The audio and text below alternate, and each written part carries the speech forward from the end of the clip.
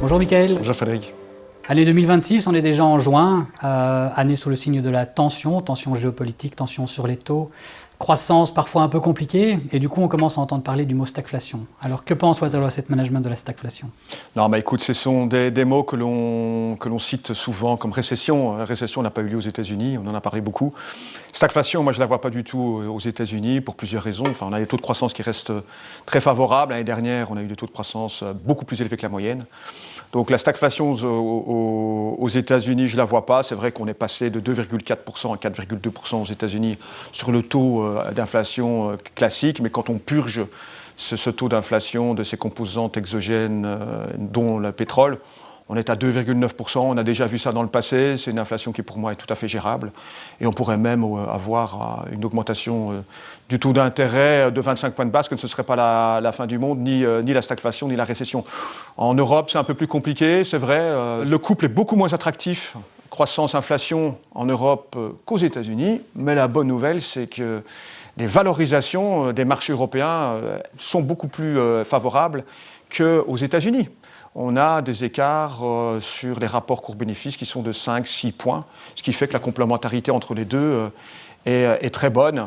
Et d'ailleurs, un des facteurs qui explique le rebond très rapide des cours, ça a été les bénéfices que les entreprises américaines, notamment, ont enregistrés.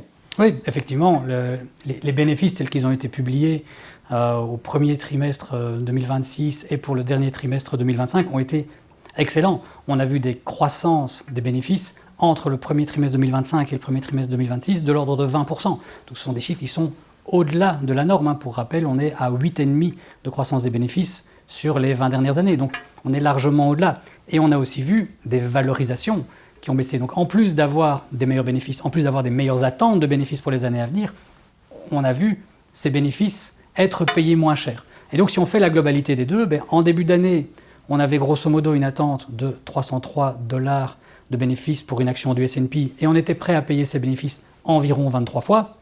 Au plus fort de la crise, on est passé à ne plus vouloir payer 23 fois mais 18, simplement en se disant le risque est grand, j'ai moins de visibilité, je suis prêt à payer un peu moins cher. Mais on avait des bénéfices plus élevés. Aujourd'hui, de ces $303, on est passé à $330. Donc on a une amélioration des bénéfices malgré tout ce qui s'est passé. Et donc un couple qui est bien meilleur, on paye moins cher les bénéfices et on a plus de bénéfices qu'avant. Et donc, parler de bulle nous paraît aujourd'hui largement exagéré, à savoir qu'en fait, le marché aujourd'hui est moins cher que ce qu'il était fin de l'année passée. Oui, et en plus, on a vu effectivement une hausse des taux d'intérêt, ça c'est manifeste, on ne peut pas le nier. On a une hausse des taux d'intérêt qui s'est manifestée sur les 3-4 derniers mois, mais ça n'a pas fondamentalement pesé sur les cours et sur la capacité des entreprises à générer des bénéfices. Mais c'est vrai que sur le marché obligataire, il faut reconnaître que il y a encore une pression soutenue sur les taux parce que le marché pense du côté obligataire que l'inflation ne va pas encore être très rapidement digérée. Donc on voit sur les taux à 1 an, 2 ans que la baisse n'est pas suffisante pour revenir au niveau qu'on avait enregistré avant le choc. Ce qui est en lien d'ailleurs avec la politique d'investissement qu'on a suivie. Tout à fait, mais ça explique le positionnement de notre gestion actuellement. Si je prends à titre d'exemple notre gestion flexible qui fait la part belle et aux actions et aux obligations, eh bien, le côté valorisation dont je parlais sur les actions tout à l'heure fait qu'on est aujourd'hui à 80% d'actions quasiment, donc quasiment notre maximum. Par contre, côté obligataire, on sait qu'on peut aller de 0 à 50. Aujourd'hui, on est entre 6 et 7%, justement pour gérer cette hausse de taux. Et on sait, les taux qui montent, c'est mauvais pour la valorisation des obligations qui ont tendance à baisser. Donc, on a aujourd'hui des positions très fortement en actions, très peu en obligations. Si on doit parler du dernier point dont on a beaucoup parlé les années précédentes, c'est la couverture du dollar. Nous avons supprimé la couverture du dollar parce qu'une période de tension a tendance justement à mettre le dollar comme valeur refuge et avoir un dollar qui se renchérit. On voulait pouvoir profiter de ce dollar qui se renchérit. Aujourd'hui, avec une situation qui se calme un petit peu, il est possible que nous remettions quelques couvertures, mais ce n'est pas encore fait pour le moment. Oui, et on a bien fait d'ailleurs de ne pas être exposé à l'or. On a privilégié le dollar qui a joué son rôle de valeur refuge de manière tout à fait optimale. Et l'or, encore une fois, montre que c'est un actif extrêmement volatile dont la performance d'ailleurs sur les 10-15 dernières années dépend quasiment exclusivement de l'année 2025 en raison d'ailleurs des politiques des banques centrales qui essayent de remplacer leur stock de dollars par des stocks d'or et qui sont obligés de vendre de l'or pour essayer de maintenir leur monnaie à des niveaux acceptables par rapport au dollar, sachant que le baril de pétrole est en dollars. Donc s'ils ne maintiennent pas leur monnaie à des niveaux acceptables face au dollar, ils importent beaucoup d'inflation, ce qu'ils ne veulent pas faire.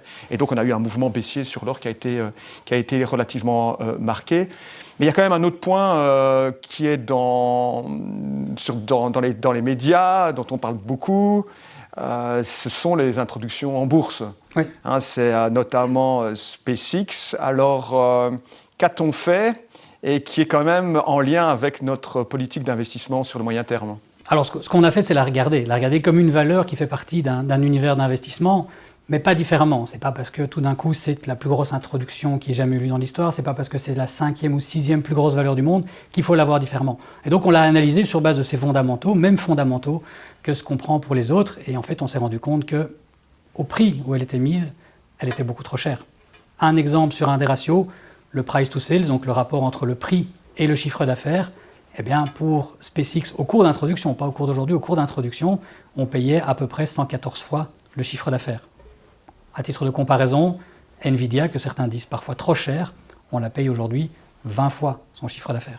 Donc voilà, sur base de ces critères fondamentaux, aujourd'hui, elle ne fait pas partie de nos sélections, mais il ne faut jamais dire jamais, peut-être que si elle corrige un peu, ou que si on atteint les chiffres qui sont annoncés par Elon Musk, de décupler grosso modo le chiffre d'affaires d'ici les 5 ans à venir, eh bien, peut-être qu'à ce moment-là, elle aura un prix raisonnable. Et on reverra notre copie à ce moment-là. Oui, c'est ça. Et moi, je trouve qu'effectivement, il y a des mécanismes de bulles qui sont assez fréquents sur les introductions en bourse.